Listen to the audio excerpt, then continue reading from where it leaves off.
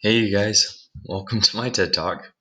We're going to be talking about persona, character, and voice because whenever I was looking into what to talk about, I got really lost in the differences between persona, character, and voice, and just kind of like the differences in the definitions.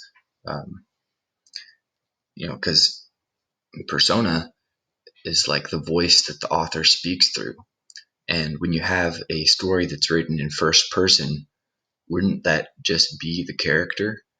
So where do you draw the line then between a character and and the author's persona?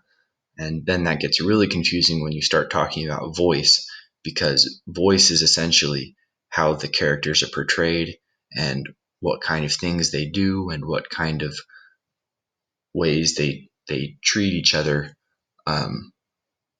And when you think about that, wouldn't that just be the persona, especially in a story that's written in first person? So to clear things up, we're going to talk about the definitions of persona, character, and voice. And then we're going to look at My Doggy Ate My Essay by Darren Sardelli as an example of how we can apply these things and really see the differences. So first up, we are defining persona. Persona is like the author's mask. It's the point of view the story is told in, the things the author includes or leaves out, and how the story is organized. And all of those reflect qualities of the author. The author can use these to create a false image of themselves or bring out aspects of themselves that they want the audience to note. Character, or specifically a character's qualities, has a huge impact on any literary work because the arc of a story or even a moment is solely based off of characters' choices and reactions. The goal of any literary work is to get the reader to think or feel a certain way, and the authors use the thoughts and actions of characters to accomplish this. Sometimes the main character of a story is assumed to be the author, so the actions of that character seem to reflect the choices the author would have made in similar situations. However, the author may simply be using the character to get the reader to feel a certain way. The author's stance towards a subject is called his voice, and actually it shows up through the voice of the characters. This is true regardless of whether the main character is actually the author, there's only one character, or if the character is completely fictitious and is the opposite of the author.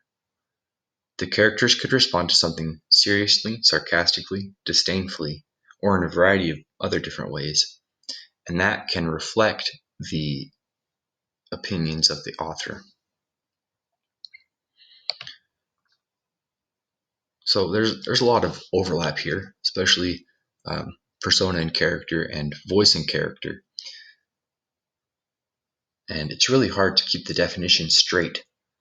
Persona and character are generally interchangeable because when a story is written in first person, the main character could easily be the author, especially in poetry.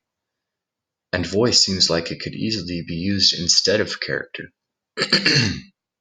I think that the main difference here is that the characters produce the voice, which in turn produces the author's persona. Also, persona is an arching topic over voice and character.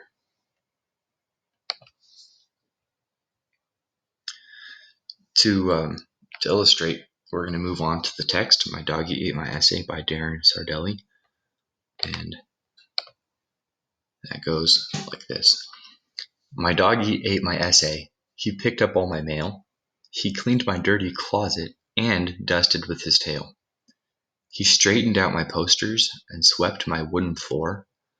My parents almost fainted when he fixed my bedroom door. I did not try to stop him. He made my windows shine. My room looked like a palace, and my dresser smelled like pine. He fluffed up every pillow. He folded all my clothes. He even cleaned my fish tank with a toothbrush and a hose. I thought it was amazing to see him use a broom. I'm glad he ate my essay on how to clean my room. So if we start at the front of that production chain I was talking about earlier, then character is the first point. In that poem, there's really only 4 characters. You have the dog, we assume 2 parents, and the main character. And we don't get to see much about the main character, not even his gender. And I'm just going to call him because it's easier. And we can see he's old enough to take care of a fish, so I'd imagine he's at least 9 years old, but that's about all we get. The only other thing we get to know is his opinions. Clearly he doesn't clean his room very often because he says that his closet was dirty. He must really not like cleaning because he said that he was glad his dog ate his essay, even though he probably put a lot of work into writing it. These opinions formed the author's voice.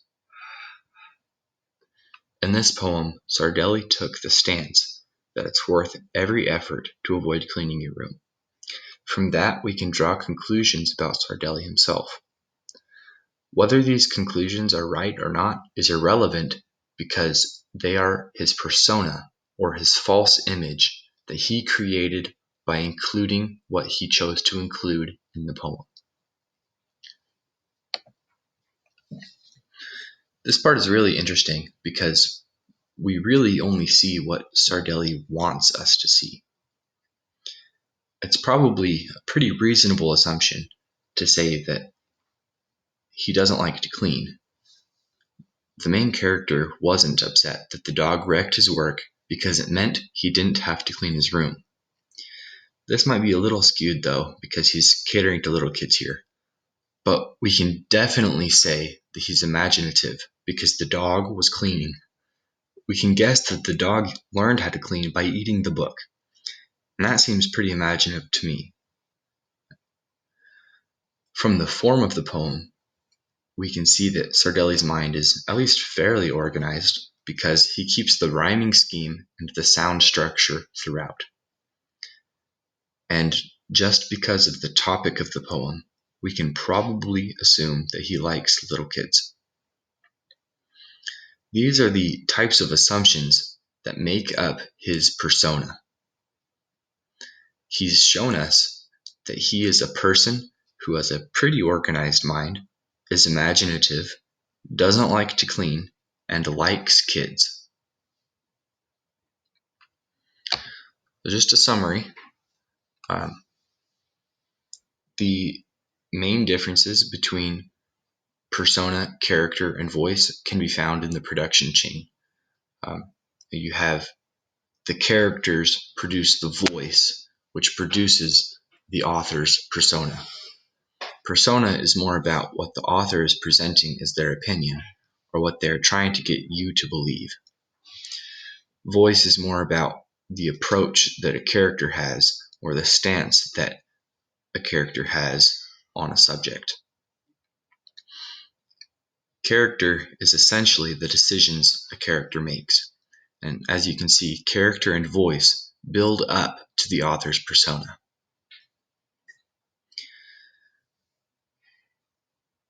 Really, the important thing here is that production chain, just finding the order of how persona gets made.